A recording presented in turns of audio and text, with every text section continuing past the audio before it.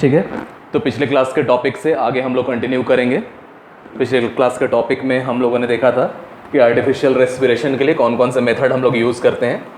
और सबसे पहला मेथड जो था स्कैफर्स प्रोन पोजीशन मेथड या प्रोन प्रेशर मेथड, वो हमने देखा था। स्कैफर्स प्रोन प्रेशर मेथड, ठीक है, इस मेथड को हमने देखा था। आर्टिफिशियल रेस्पिरेशन देने के लिए इम्पॉर्टेंट है।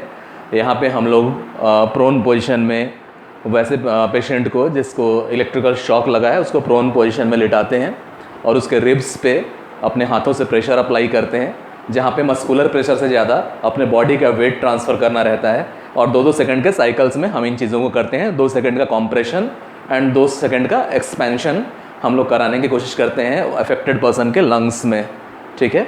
इसलिए 2 सेकंड हम लोग प्रेशर अप्लाई करते हैं, लीनिंग आगे की तरफ लीन करके यानी झुक के स्विंग करके, हैंड को हम लोग स्ट्रेट रखते हैं। ये सारी चीज़ें हमने पिछले क्लासेस में देखा कि किस तरह से हम लोग अपना वेट ट्रांसफ़र करते हैं, किस तरह से एडिशनल एफर्ट नहीं लगाते हैं, एडिशनल मस्कुलर प्रेशर या मस्कुलर फोर्स लगाने की कोशिश नहीं करते हैं, सिर्फ अपना वेट ट्रांसफ़र करते हैं। और फिर रिलीज़ करने के लिए, प्रेशर रिलीज़ करने के लिए यानी लंग्स को एक्सपैंड होने देने के लिए फिर हम लोग वापस स्विंग करते हैं। और ये 2-2 मिनट का कॉम्प्रेशन एंड एक्सपेंशन का साइकिल्स चलता है।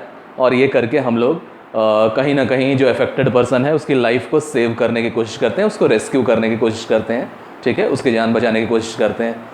आगे हम लोग अगले मेथड में आ जाएंगे, ठीक है।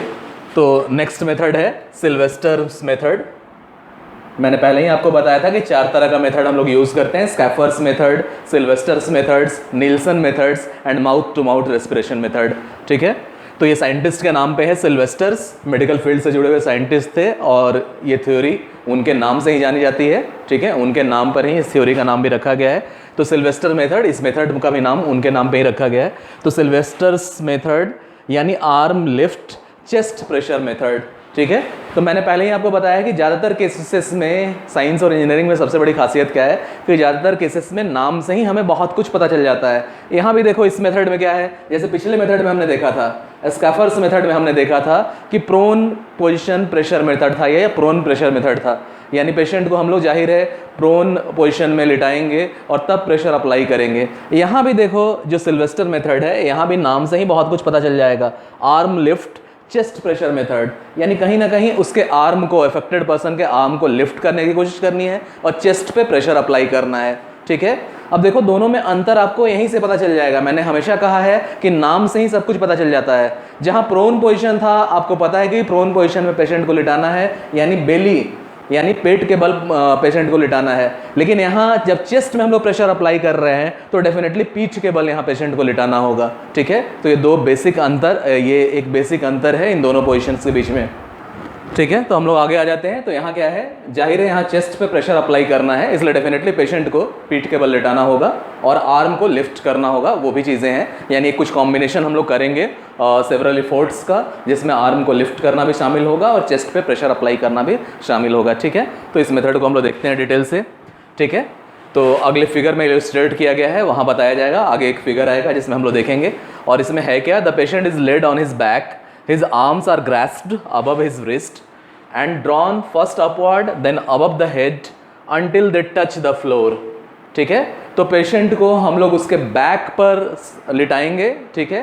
पेशेंट को जो है उसको ले कराया जाएगा यानी लेड ऑन हिज बैक, उसको अपने बैक पर लिटाया जाएगा यानी पीठ के बल लिटाया जाएगा, ठीक है। और उसके आर्म्स को पकड़ा जाएगा रिस्ट के ऊपर, ठीक है। रिस्ट मीन्स योर कलाई, इसके ऊपर, रिस्ट के ऊपर, और उसको ऊपर खींचा जाएगा। ड्रॉन फर्स्ट अपवर्ड, सबसे पहले ऊपर खींचा जाएगा अबव द हेड, ठीक है।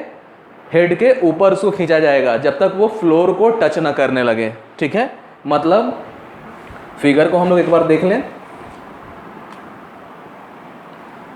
This is position 1, figure is visible, figure is the figure visible, दिख रहा है फिगर आपको, ओके, ठीक है। तो यहाँ ये अफेक्टेड पर्सन है और ये उसका रेस्क्यूअर है, ठीक है। अफेक्टेड पर्सन को यहाँ पीठ के बल लिटा दिया गया है और रिस्ट से पकड़ के उसके दोनों हाथों को पहले ऊपर उठाया जा रहा है, ठीक है। दोनों हाथों को ऊपर उठा के और उसके बाद फिर उसको डाउन किया जाएगा। पोजीशन 1 में क्या है, दोनों हाथों को ऊपर उठाना है और सिर को ग्राउंड पे ही रहने देना है, ठीक है। कोई सपोर्ट देके या तकिया देके उठाने की कोशिश नहीं करनी है, बताएंगे उसका रीज़न, ठीक है। तो हमेशा ध्यान में रखना है कि ये फ्लैट सरफेस पे अफेक्टेड पर्सन को लिटाना है, सिर के लिए तकिया देके या कुछ उठाव देके सिर को, जैसे नॉर्मली हम लोग सोने समय क्या करते हैं, सिर के नीचे तकिया लगाते हैं सो दैट कि सिर को थोड़ा सा उठाव मिला रहे, वो नहीं करना है यहाँ पे। वैसे करने से ऑइसोफेगस और रेस्पिरेटरी पाइप, रेस्पिरेटरी वेंट जो है वो ब्लॉक हो जाता है, ठीक है। तो एकदम नॉर्मल प्लेन सरफेस पे बिल्कुल लिटा देना है, हेड को कोई सपोर्ट नहीं देना है, हेड को भी डायरेक्टली ग्राउंड पे रहने देना है और इस तरह से आर्म्स को लिफ्ट करना है ऊपर, ठीक है। ये पोजीशन 1 में है। आगे हम लोग देखेंगे और बातें इसके बारे में। तो सबसे पहले हम लोगों ने रिस्ट से पकड़ के हाथों को ऊपर किया, ठीक है, until the touch the floor, मतलब until the head touch the floor, ठीक है। तब तक हम लोगों ने ऊपर किया जब तक सिर जमीन पे, फ्लोर पे सट न जाए, ठीक है।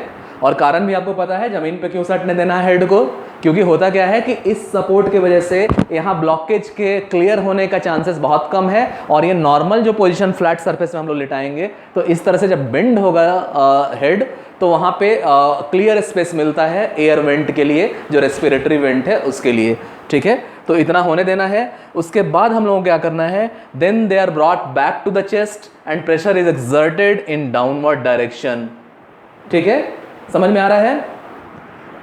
उसके बाद ये हाथें ऊपर करने के बाद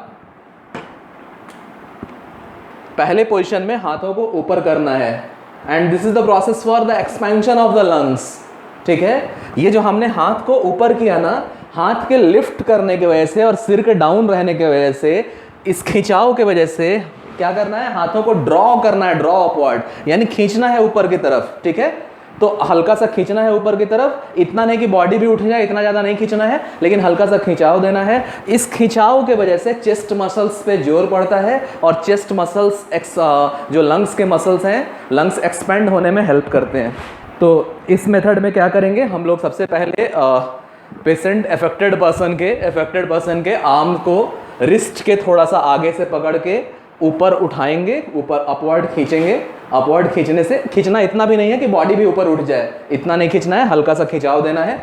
खिंचाव की वजह से चेस्ट के मसल्स पे जोर पड़ेगा और इससे लंग्स को एक्सपैंड कराने का मौका मिलेगा, ठीक है। तो लंग्स एक्सपैंड होगा तो जाहिर है एयर इनहेल होने के चांसेस बढ़ जाएंगे, एयर के इनटेक के चांसेस बढ़ जाएंगे, ठीक है। और नेक्स्ट में क्या करना है, तो नेक्स्ट में वो खींचे हुए हाथ को वापस लाना है और चेस्ट पे लाके हल्का सा प्रेशर अप्लाई करना है। तो इससे क्या होगा, चेस्ट पे कॉम्प्रेशन होगा, मसल्स कॉम्प्रेस होंगे, कॉम्प्रेस होने से जो एयर इनहेल हुआ अंदर वो रिलीज होने का कोशिश हम लोग कर सकते हैं, रिलीज कराने का कोशिश हम लोग कर सकते हैं। तो इस तरह से पोजीशन 1 और पोजीशन 2 आपके सिल्वेस्टर मेथड में है और इन्हीं पोजीशंस को बार बार रिपीट करना होगा। इनसे जुड़े हुए और प्रिकॉशंस और इनसे जुड़े हुए और कंडीशंस और जो जो चीज़ें हमें ध्यान में रखना है, इन पॉइंट्स को हम लोग फिर से देख लें, ठीक है।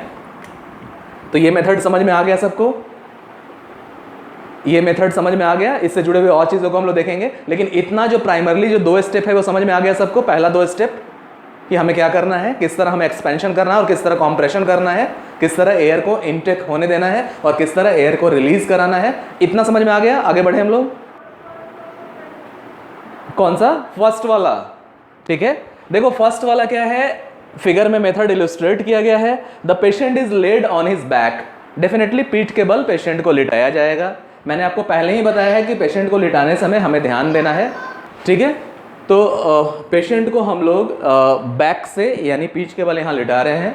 ध्यान देना है, कंडीशन क्या है कि उसके सिर को हम कोई एडिशनल सपोर्ट नहीं दे रहे हैं, सिर को भी फ्लोर पे ही जाने दे रहे हैं, जो प्लेन फ्लोर है उस पर, ठीक है। इससे फ़ायदा क्या होता है, हम लोग जैसे तकिया लगा के सिर को ऊंचा करते हैं तो ये वेंट के लिए क्लियर स्पेस उतना नहीं मिलता है, लेकिन हाँ वहीं अगर फ्लैट सरफेस पर लिटाया जाए, सिर को नीचे सटने दिया जाए तो इस तरह से सिर जाता है और इस तरह से जाने से ये जो एयर वेंट है उसमें कुछ ब्लॉकेज भी है तो थोड़ा सा क्लियर स्पेस मिल जाता है एयर को जाने के लिए, ठीक है। तो इसी चीज़ को करना है। सबसे पहले क्या करना है, उस पेशेंट को ग्रैस्प कर लेना है उसके रिस्ट से, यानी उस पेशेंट के आर्म्स को पकड़ लेना है रिस्ट के थोड़ा सा नीचे से, ठीक है, अबव द रिस्ट। यानी अबव द रिस्ट कहने का मतलब है कि रिस्ट के इधर ऐसे हम लोग लेके चलेंगे नीचे से, तो ये रिस्ट हुआ अबव द रिस्ट, यानी यहाँ पे पकड़ लेना है दोनों हाथों को, ठीक है।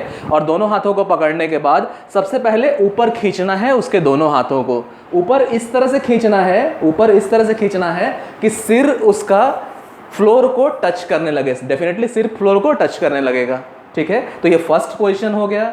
खिंचाव इतना ही देना है, खिंचाव इतना ही देना है कि बॉडी भी ऊपर ना उठ जाए, ये ध्यान में रखना है। इतना ज़्यादा खिंचाव हम ना दे दें कि बॉडी सहित हम उसको उठा लें ऊपर, ऐसा नहीं करना है। खिंचाव हल्का देना है, खिंचाव इतना सफिशिएंट हो, और इस खिंचाव की वजह से क्या होगा, चेस्ट के मसल्स पे जोर पड़ेगा, लंग्स के मसल्स पे जोर पड़ेगा, और इस खिंचाव की वजह से मसल्स लंग्स को एक्सपेंड करा देंगे। जैसे ही लंग्स एक्सपेंड होगा, एयर का इनटेक होगा, ठीक है, एयर का इनटेक होने का गुंजाइश, संभावना बढ़ जाएगी, क्योंकि अभी उसकी नेचुरल ब्रीदिंग नहीं स्टार्ट हुई है, नॉर्मल ब्रीदिंग नहीं स्टार्ट हुई है। आर्टिफिशियल रेस्पिरेशन हम लोग दे ही रहे हैं कि नॉर्मल ब्रीदिंग स्टार्ट हो जाए। तो हमें क्या करना होगा, एक रिदम के हिसाब से एक्सपेंशन और कॉन्ट्रैक्शन कराने की कोशिश करनी होगी, सो दैट कि नेचुरल रिदम वहाँ पे इस्टेब्लिश हो जाए और हार्ट फिर अपने नेचुरल रिदम से लंग्स फिर अपने नेचुरल रिदम से एक्सपेंशन और कॉन्ट्रैक्शन करके एयर का इनटेक और एयर का रिलीज करने लगे, नेचुरली वो अपने कार्य पे आ जाए और अपना जो ब्लॉकेज हुआ था, जो नॉर्मल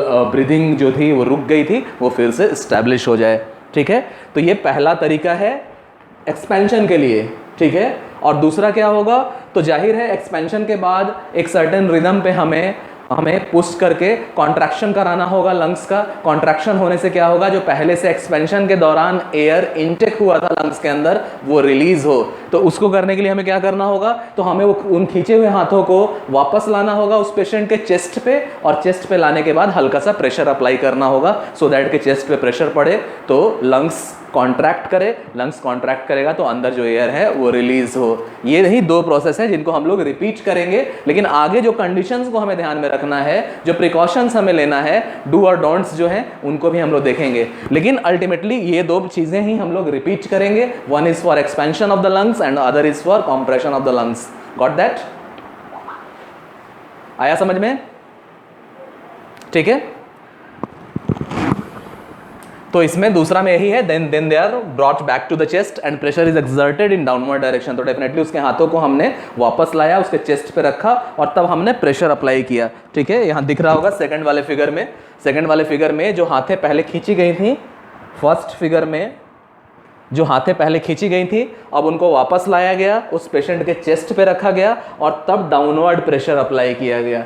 ठीक है, डाउनवर्ड प्रेशर में भी ध्यान देना है कि बहुत ज़्यादा प्रेशर नहीं अप्लाई करना है कि इंटरनल ऑर्गन डैमेज हो जाए पेशेंट का, या उसके चेस्ट मसल्स पे बहुत ज़्यादा जोर पड़ जाए, या फिर उसके रिब्स टूट जाए, पसलियाँ टूट जाए उसके। ठीक है, तो ये ध्यान देना होगा, खासकर ध्यान देना है। देखो रेस्क्यूअर का पोजीशन कैसा है, तो रेस्क्यूअर का पोजीशन बिल्कुल हेड से सटे हुए अपने थाइज को उसने रखा है ज़मीन पे।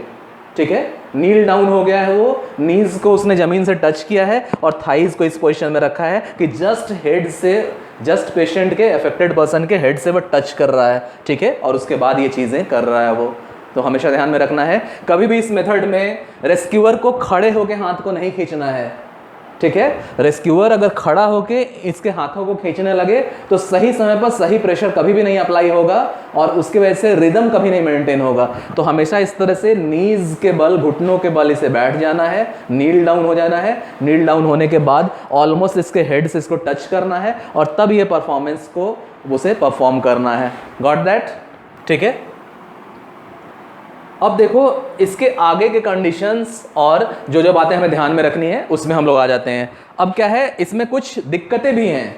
जो पहला मेथड था उसमें ज़्यादा परेशानियां नहीं थी, स्कैफर्स प्रोन प्रेशर मेथड में कुछ बहुत ज़्यादा दिक्कतें नहीं थी, लेकिन यहाँ कुछ चीज़ें हैं जिन्हें हमें विशेषकर ध्यान में रखना होगा। ठीक है, तो वो हम लोग आ जाते हैं। The main defect in this method is that tongue, which is the boneless mass of the muscles, having lost its tone due to the lack of respiration, tend to fall back and block the windpipe in about 50% cases, causing a choke. ठीक है, अब देखो इस method का एक drawback है, एक major drawback है, एक मेन डिफेक्ट है।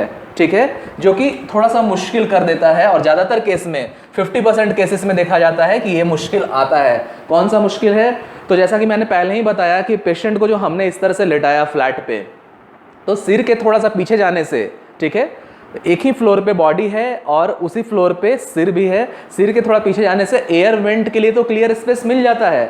लेकिन होता क्या है कि मरीज, तो जो पेशेंट है जिसको शॉक लगा है, इलेक्ट्रिकल शॉक, वो अभी अनकॉन्शियस है। अनकॉन्शियस होने से जो टंग का, व्हाट इज टंग, तो डेफिनेटली टंग क्या है, एक बोनलेस मास है, बोन तो उसमें है नहीं। ठीक है, अब बोनलेस मास ऑफ मसल है, तो होता क्या है कि अनकॉन्शियस स्टेट में टंग पे कंट्रोल हट चुका रहता है पेशेंट का, उसका ब्रेन टंग के मसल्स को कमांड नहीं दे पा रहा है या कंट्रोल नहीं कर पा रहा है। नतीजा होता है कि ऐसे केसेस में कभी कभी ऐसा देखा जाता है कि जो टंग है, जो जीभ है, वो पीछे चली जाती है और पीछे जाके यहाँ पे ब्लॉक कर देती है। जो वेंट है, जो एयर वेंट है, जो रेस्पिरेटरी वेंट है, जो रेस्पिरेटरी डक्ट है, उसको जाके ब्लॉक कर देती है। एक सबसे बड़ा डिमेरिट इस मेथड का वही है कि जैसे ही पेशेंट अनकॉन्शियस हुआ, ब्रेन का कंट्रोल, ब्रेन का कमांड और कंट्रोल टंग के मसल्स से हट चुका है और नतीजा है कि टंग में कोई बोन तो है नहीं, ये बोनलेस मास ऑफ मसल है। तो नतीजा होता है कि उस अनकॉन्शियस पोजीशन में कभी कभी ये टंग पीछे जाके, ये मान लो suppose that this is a respiratory duct मुंह के अंदर, और मुंह के अंदर आपका टंग है, नॉर्मल पोजीशन पे टंग इस तरह से है, लेकिन जब कंट्रोल चला गया, जब न्यूरोलॉजिकल कंट्रोल नहीं रहा ब्रेन का अनकॉन्शियसनेस में, तो कभी कभी क्या होता है, ये मसल्स कॉन्ट्रैक्ट करके ये आके एयर वेंट को इस तरह से ब्लॉक कर देता है। और ये बहुत सारे केस में होता है, ऑलमोस्ट 50% केस में होता है। और ये ब्लॉक होने की वजह से ना ये चौक हो गया, पूरी तरह से ब्लॉकेज हो गया वहाँ पे, ये चोक हो गया वहाँ पे, ठीक है। तो विंड पाइप में जो एयर वेंट है, जो रेस्पिरेटरी डक्ट है, उसको हम लोग विंड पाइप भी बोलते हैं। जो ह्यूमन बीइंग के अंदर जो रेस्पिरेटरी डक्ट है, जो एयर वेंट है, उसको हम लोग विंड पाइप भी बोलते हैं।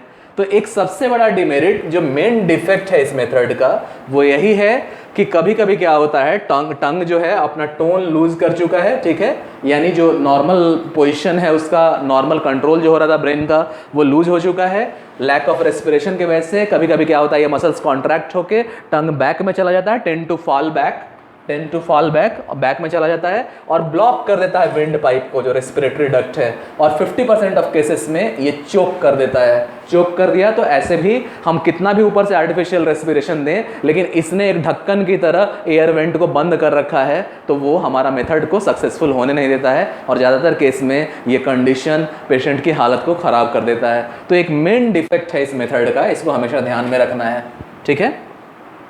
अब देखो उसका तरीका क्या है। ये डिफेक्ट हमें पता चल गया कि ऐसा होता है ज़्यादातर केसेस में। इससे बचने के लिए हम लोग क्या करेंगे, ठीक है, इस डिफेक्ट को दूर करने के लिए हम लोग क्या करेंगे। तो जाहिर है, मैंने आपको पहले ही बताया है कि जब एक परफॉर्मेंस एक पर्सन कर रहा होगा, एक रेस्क्यूअर, तो साथ साथ और लोग भी होंगे, उन्हें भी असिस्ट करना पड़ता है। ये स्कैफर्स मेथड में भी हमने देखा है, ठीक है, हमने प्रोन प्रेशर मेथड में भी हमने देखा है कि कुछ लोगों को असिस्ट करना पड़ता है। कुछ लोग जाके पंजे सहला रहे हैं मरीज के, पेशेंट के, कुछ लोग जाके तलवे सहला रहे हैं, सो दैट कि थोड़ा सा स्टिमुलेशन हो, थोड़ा सा हीट डेवलप हो, बॉडी उसका वार्म रहे, एक सर्टेन टेम्परेचर जो बॉडी का होना चाहिए, सूटेबल टेम्परेचर, वो मेंटेन रहे, सो दैट कि उसका osmotic pressure of body fluids भी डाउन ना हो, क्योंकि osmotic pressure of body fluids का भी मेंटेन रहना बहुत जरूरी है। इसलिए बॉडी का एक सर्टेन कंड्यूसिव टेम्परेचर में, सूटेबल टेम्परेचर में मेंटेन रहना बहुत जरूरी है। इसलिए अफेक्टेड पर्सन को वार्म भी करना पड़ता है। तो यहाँ भी असिस्ट करने के लिए दूसरा पर्सन आएगा और इस डिफेक्ट की वजह से होने वाली परेशानियों को हम दूर करने की कोशिश करेंगे। कैसे करेंगे, यही हम लोग देखते हैं। तो यहाँ क्या होगा, एक सेकेंड ऑपरेटर को हम लोग लाएंगे, उसका काम रहेगा जीभ को पकड़ के खींचना और पकड़े रहना, ठीक है, ध्यान देना। यहाँ एक पर्सन चेस्ट पे एक बार आर्म को ऊपर लिफ्ट करके एक्सपेंशन करा रहा है लंग्स का, उसके बाद उसके पेशेंट के आर्म्स को नीचे ले जाके चेस्ट पे रख के प्रेशर अप्लाई कर रहा है, contraction of the muscles chest muscle के लिए। उसी बीच में ये जीभ जाके ब्लॉक ना कर दे एयर वेंट को, ठीक है, एयर वेंट को, विंड पाइप को ब्लॉक ना कर दे। उससे बचने के लिए एक दूसरा ऑपरेटर रहेगा, एक दूसरा रेस्क्यूअर रहेगा, जो उसके मुंह में हाथ लगाकर टोंग को खींचे, जीभ को खींचे, ठीक है, वहां जहां ब्लॉक हो गया था पीछे जाके इसको खींच के नॉर्मल पोजीशन पे लाए। जैसे ये एयर वेंट है, एयर वेंट पे मुंह के अंदर जाके जीभ ने ब्लॉक कर दिया है, वो पकड़ के जीभ को खींचेगा और खींच के होल्ड किए रहेगा, पकड़े हुए रहेगा, ठीक है, एंड होल्ड इट। तो इस तरह से ये जो मेन डिमेरिट था, इसको हम लोग दूर कर सकते हैं। इस मेथड का जो मेन डिमेरिट था, हम सेकंड ऑपरेटर को लाके, सेकंड रेस्क्यूअर को लाके इस मेन डिमेरिट को हम लोग दूर कर सकते हैं, ठीक है। अब होता क्या है, देखो सिचुएशन, कभी कभी ये दूसरा पर्सन नहीं रहता है। मान लो एक्सीडेंटल साइट पे कुछ ही लोग हैं, या दो ही लोग मान लो काम कर रहे थे, एक को तो इलेक्ट्रिकल शॉक लग ही चुका है और दूसरा इस तरह से सिल्वेस्टर्स मेथड से वहाँ पे आर्टिफिशियल रेस्पिरेशन दे रहा है। तो मान लो अगर कोई दूसरा पर्सन वहाँ नहीं है, but sometimes no second man may be available, मान लो अगर वहाँ कोई दूसरा व्यक्ति अवेलेबल नहीं है, ठीक है, तो वहाँ क्या होगा, if however a large thick pad is placed behind the soldiers so that the head lies dangling downward, the tongue does not seems to be obstructed. ठीक है। तो वैसे केस में अब क्या करना होगा, मान लो कोई दूसरा पर्सन नहीं है जो उस अफेक्टेड पर्सन के जीभ को खींच सके और पकड़े रहे, तब हमें क्या करना होगा, तब हमें एक चीज़ और ध्यान देना होगा। हमें कोई थिक पैड लेके, थिक पैड मान लो कुछ चादरों को मोड़ के बनाया हुआ हो, या फिर कुछ तकिया वगैरह जैसा कोई चीज़ हो, या कोई कपड़ों का तह लगा के या पेपर का तह लगा के किसी भी थिक पैड को लेके उस पर्सन के सोल्जर्स पे रखना होगा। ध्यान देना, अभी भी हेड के नीचे नहीं रखना है, हेड के नीचे नहीं रखना है, सोल्जर्स के नीचे रखना है। तो नतीजा हुआ कि ये बॉडी था, ये हेड ऐसे था, अब सोल्जर्स पे रखने पे ये सोल्जर्स का पोर्शन उठ गया, हेड थोड़ा सा और डाउन हो गया। समझ में आ रहा है? जस्ट लाइक दिस, जैसे पहले मान लो अफेक्टेड पर्सन को हमने इस तरह से लिटाया है एंड इसका हेड इस तरह से है, ये फ्लैट सरफेस पे। इसके बाद हम लोग क्या करेंगे, यहाँ पैडिंग करके ये सोल्जर वाला पोर्शन को उठाने की कोशिश करेंगे, तो जाहिर है हेड को और टिल्ट मिल गया, हेड थोड़ा सा और टिल्ट हो गया। मतलब नेक्स्ट में हम लोग क्या करेंगे, ये पोर्शन है ना इसका सोल्जर वाला, शोल्डर के ठीक नीचे पैडिंग कर देंगे, शोल्डर के ठीक नीचे पैडिंग कर देंगे।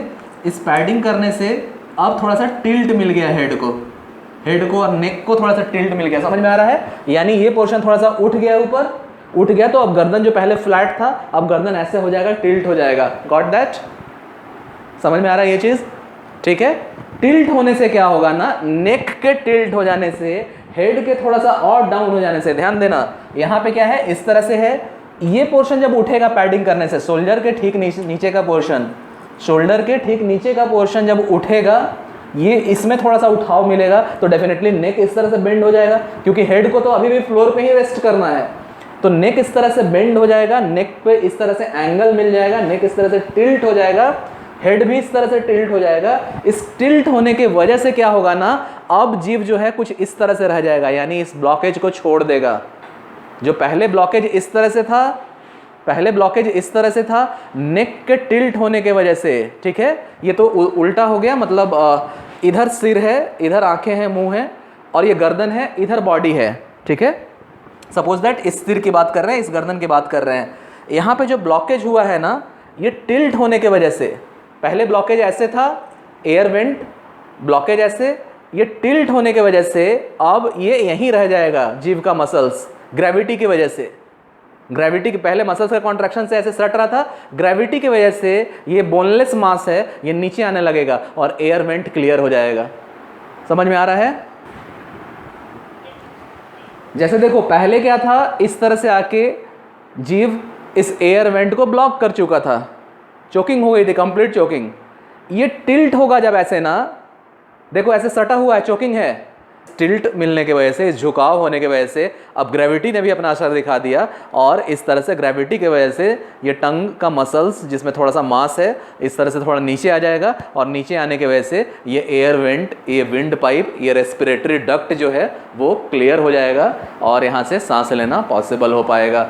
ठीक है, तो ये तरीका है जिसकी वजह से जो मेन डिफेक्ट है, ये जो मेन प्रॉब्लम है, जो मेजर ड्रॉबैक है इस मेथड का, उसको हम लोग दूर कर सकते हैं। सबसे बेहतर तरीका क्या था दूर करने का, अगर आपके पास कोई सेकंड ऑपरेटर हो, सेकंड रेस्क्यूअर हो, ठीक है, तो वो टोंग को पकड़ के, जीभ को पकड़ के खींच सकता है और उसको पकड़े रह सकता है। अगर कोई दूसरा नहीं हो तो हम लोग क्या करेंगे, एक्स्ट्रा एडिशनल पैडिंग देके, ठीक है, चाहे वो डिफरेंट लेयर ऑफ क्लॉथ से हम लोग बनाएं, या different layer of paper, newspapers से हम लोग बनाएं, या मान लो तकिया वगैरह हो, कुछ भी ऐसा हो, तो पेशेंट अफेक्टेड पर्सन के शोल्डर्स के नीचे लगा के हम लोग शोल्डर्स को थोड़ा सा रेज कर देंगे। शोल्डर्स को रेज करने के वजह से ये नेक को टिल्ट मिल जाएगा, हेड को टिल्ट मिल जाएगा, और उसके वजह से ग्रेविटी के असर से कहीं ना कहीं थोड़ा सा रिलीफ मिल जाएगा। टोंग ने जो ब्लॉक कर दिया था एयर वेंट को, वो अब रिलीज हो जाएगा, और उसके वजह से एयर का पैसेज पॉसिबल हो पाएगा, रेस्पिरेशन करना ईजी, और रेस्पिरेशन करा पाना उस अफेक्टेड पर्सन को थोड़ा सा ईजी हो जाएगा।